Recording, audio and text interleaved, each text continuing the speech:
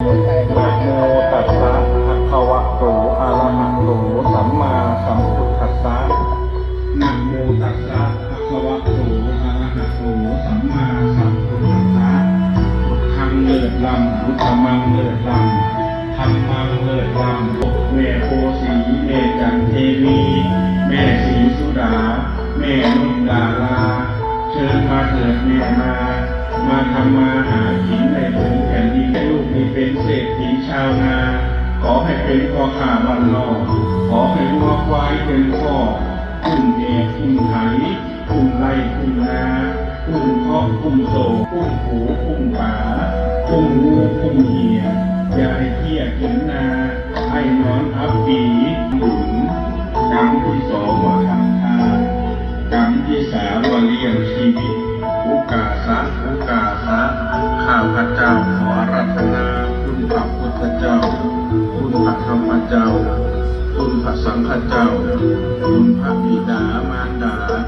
คุณอุปัชฌาย์และอาจารย์คุณบันดาลให้ข้าพเจ้าทำดี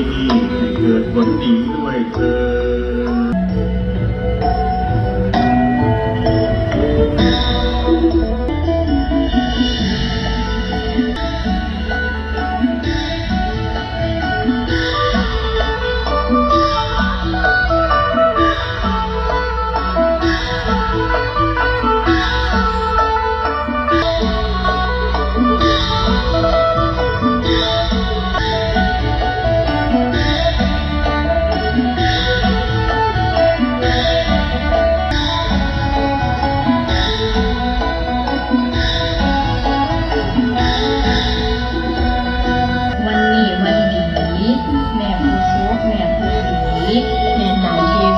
แม่ศรีสุดา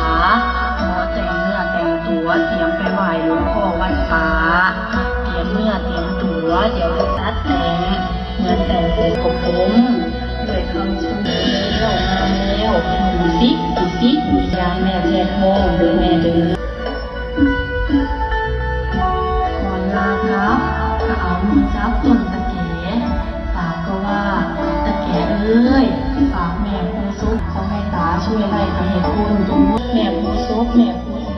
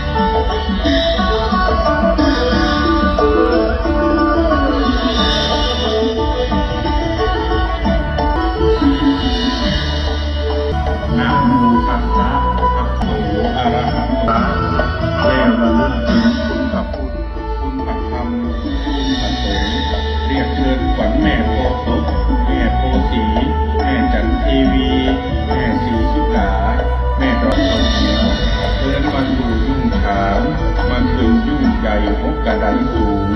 มาอยู่กับลูกกับเต้ามาเลี้ยงลูกเลี้ยงหลานให้อิ่มหนำสำราญ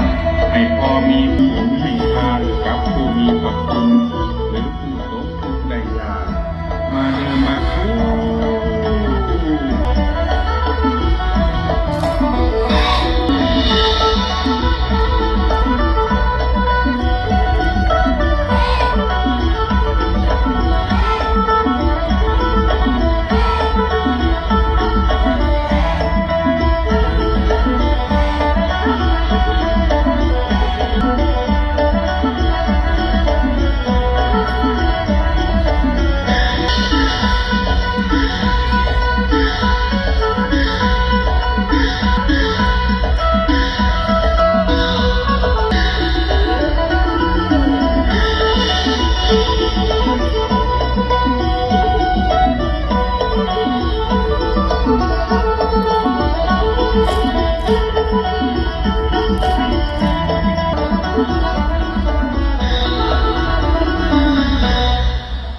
ขอเสียงประมือด้วยครับ